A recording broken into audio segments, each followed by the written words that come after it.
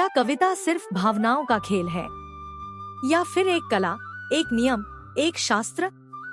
अगर आप सोचते हैं कि कविता केवल दिल से निकलती है, तो केशवदास की रचना कविप्रिया आपकी सोच बदल देगी।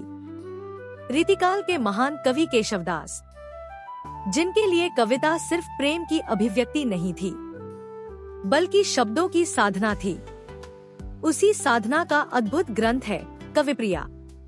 कविप्रिया कोई साधारण काव्य नहीं है। यह एक ऐसा ग्रंथ है जो कवि को सिखाता है कि कविता कैसे लिखी जाती है, कविता को सुंदर कैसे बनाया जाता है और शब्दों में प्राण कैसे भरे जाते हैं।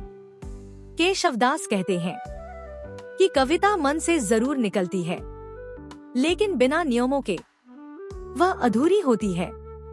छंद, अलंकार और रस, इन तीनों का संतुलन कविता को अमर बनाता है।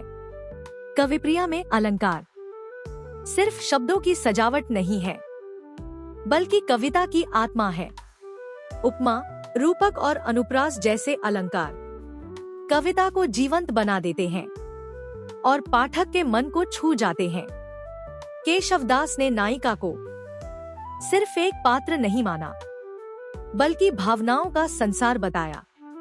स्वकीया, परकीया, मुग्धा और प्रगल्भा, हर नायिका एक अलग भावना, एक अलग सौंदर्य को दर्शाती है। कविप्रिया यह भी सिखाती है कि कविता तब सफल होती है जब वह पाठक के मन में रस जगा दे। श्रृंगार रस इसका प्राण है, लेकिन मर्यादा और संतुलन के साथ।